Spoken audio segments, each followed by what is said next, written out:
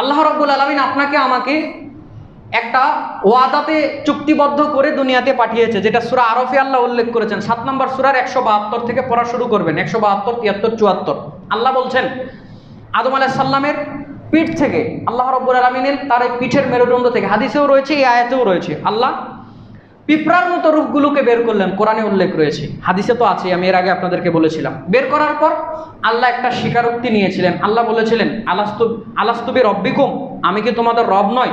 তখন আমরা সবাই বলেছিলাম ক্বালু বালা শাহিদনা, হে আল্লাহ আমরাই সাক্ষী থাকলাম আপনি আমাদের রব। কথা বুঝতে পারলেন? এখন এই স্বীকারোক্তিটা আল্লাহ নিয়েছে আরাফার ময়দানে। কোথায় নিয়েছে? আরাফার ময়দানে। সহিহ হাদিস রয়েছে, 121 নম্বর হাদিস, মিশকাতুল মাসাহাবি। আল্লাহর নবী সাল্লাল্লাহু আলাইহি ওয়াসাল্লাম বলছেন যে এই আদম আলাইহিস সালামের মেরুদণ্ড থেকে, পিঠ থেকে রূহ বের করে তাদের কাছ থেকে স্বীকারোক্তি নেওয়ার ব্যাপার যেটা ঘটেছিল, হাদিসের শব্দ বিনামানি ইয়ানি আরাফা।